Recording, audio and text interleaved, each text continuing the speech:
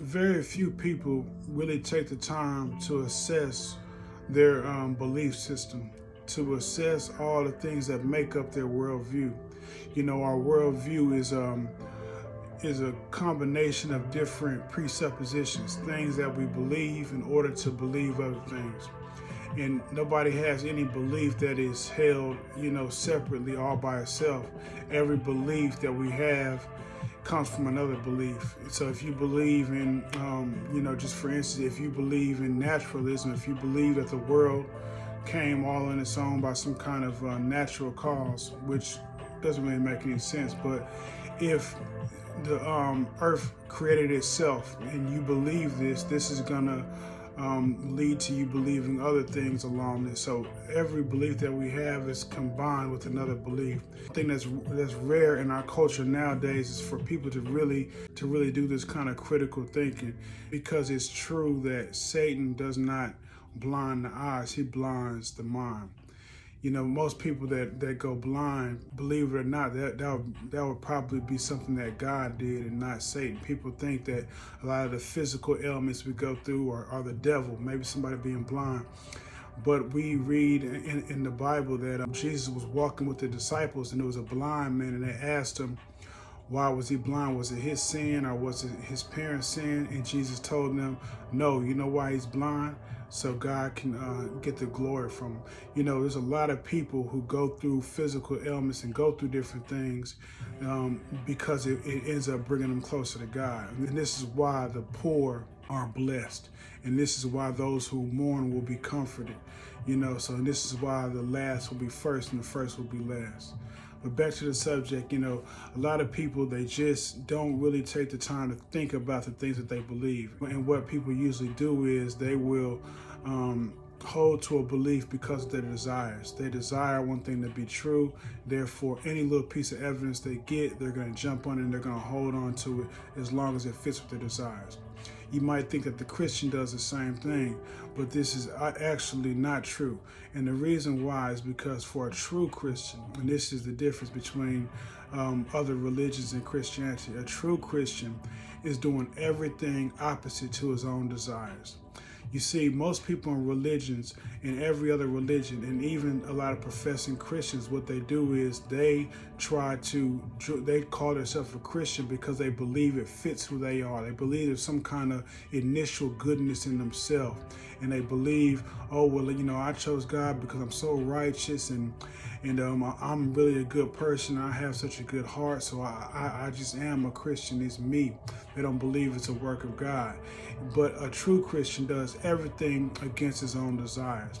He has to completely submit, and this is against human nature. And this is why it is a supernatural event for somebody to truly become a believer, because this means believing the Bible when it says that the heart is desperately wicked and that no one really seeks after God and that God chose you and we didn't choose God. So this is a humbling experience, and there's no way for you to pump your head up in any kind of way. You're simply acknowledging your complete dependency on God. This is not something that our human nature can do on its own. It takes God to be able to do this, to really understand how deprived that we really are as humans.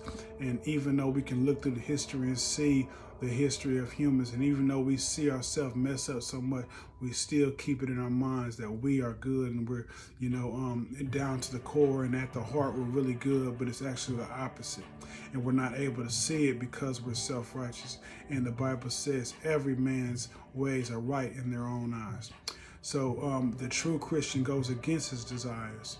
In every other religion, they believe that they can't get rid of their pride because they feel like they can make their way to heaven. They feel like that they're good on their own, and there's no true submission to God. So this is why all other religions go right along with the human pride. They help you pump yourself up, make you feel like you're a better person, but you never truly understand that you're a sinner. And this is what the Christian faith, the true Christian, believes.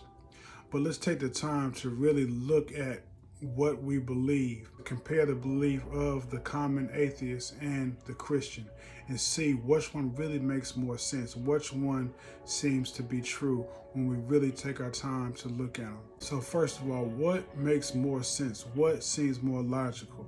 Does it seem more logical that the universe created itself, or that it was created? Now, for something to create itself, that's a contradiction of logic. That means it would have to already exist before it existed. That's not possible. So would it make more sense for the universe to create itself, or for something to create it? Anybody using basic logic would say it makes much more sense for the universe to be created than for it to create itself. Number two, does it make more sense for life to come from things that aren't living, like rocks or water or anything else that isn't living? Would it make more sense for life to come from something that's not living, or come from something that's already living? I think anybody using basic logic would have to admit that it makes more sense for life to come from life. And this is what we see. So it takes more faith to believe that a non-living material made life than a living being created life. Number three, does it make more sense that us humans came from something that wasn't human? Does it make more sense that we came from an animal that we still see today? Or would it make more sense that us humans came from humans? Well, when we use our experience and we look around, and we see that humans are still coming from humans. So does it take more faith to believe that somewhere down the line this wasn't the case? Or does it take more faith to believe that what we see going on today has always been going on? I believe anybody using basic logic would have to admit that it takes more faith to believe that something we're not seeing going on happened than what we see is going on and continues to happen is actually what has always been going on. Number four, there's been a lot of cases of dinosaur bones being found, and they still have soft tissue in them, and they still have blood cells in them. And this is something we know can't be around for long. There's no way to preserve blood and soft tissue. Everything deteriorates over time. This is something that we know for a fact. So even though we can't even conceive of millions and millions of years, would it make more sense that these bones that are found with blood and soft tissue in them were around for 65 million years? And just try to think of that for a second. Would it make more sense to believe that these bones that have blood in them and tissue still, stretchable tissue, would it make more sense that these were around for 65 million years? Or would it make more sense that they were actually around for a shorter period of time? I believe anybody using basic logic and being honest would have to admit it's much more likely that these bones are a lot younger than what is being portrayed to us. Number five, our ecosystem and the way our bodies work, they all have symbiotic relationships. Cannot have lungs without the passages. We can't have heart without the blood. Also with our world, the ecosystem, the ozone around the earth. There's so many different things that have to be in place all together in order for things to function properly. Irreducible complexity. That means you cannot reduce it at all and still have something that functions. And this is most commonly displayed to us with the eye, the complexity of the eye. Every part of it is needed. And even the evolutionists still don't have any satisfactory answer to how the human eye or any other eye of any other creature was created. When we look into the so-called fossil record, we see things like the trilobite. The trilobite, according to the evolutionists, is one of the first creatures in what is called the Cambrian explosion. And this is where all these different creatures were found in the lower levels of the rock layers. And you know what? The trilobite has one of the most advanced eyes that there is. So this right here shows you that there's just a whole bunch of complexity right from what they call the start. Of course, us as Christians and creationists, we know that these were just different animals that were killed in the flood and buried in these levels, because these are the levels that they were in when the flood came about. But does it make more sense that all of these complex structures in the ecosystem all were created as they are, or does it make more sense that they randomly just came about this way? And even though there was no kind of forward thinking or any kind of functionality or any intention for functionality for the eye, that it somehow started off as a glob with no reason for being there, then all of a sudden new complex parts started adding on to it. Does that really make sense? We have to think about these type of things. And then lastly, all throughout history, you hear about different people maybe seeing aliens or seeing ghosts or seeing angels or having an experience, an out-of-body experience.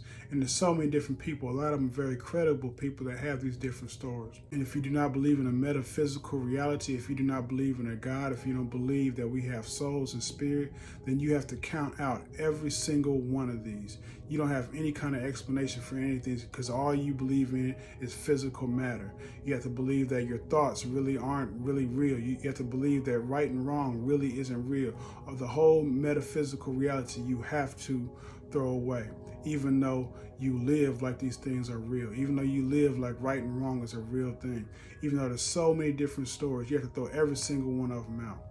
But in belief in God, you actually have an explanation for every single thing, every single part of every single story that you hear. Maybe people believe they saw aliens or were abducted. We believe that there's a spiritual realm. We believe that there's angels, demons, heaven, all these things we believe in. So we have an explanation. But the one who believes in materialism has no answer for these things. He just simply has to say, oh, well, every single person was wrong. Every single person was crazy. And this is a lot. This is a lot of people that have come up with these things. So in order to have any kind of explanation for anything metaphysical, you have to embrace a reality that is non-physical. So these are just a few things to think about, because most people do not take the time to really assess their beliefs and what they believe in, and then try to match them up with reality. And this is a part of philosophy that's really needed. Take your time to really think about what you believe and why you believe it. Are you being led by your desires? Because all it takes is for you to truly submit to what the Bible tells us and what is very clear to us, that us as humans are deprived and we have problems. We're all sinners. We all need to humble ourselves and realize this. Once we realize this and completely submit to the will of God and to His word, our eyes will be open. We'll start seeing reality for what it truly is. Something to think about.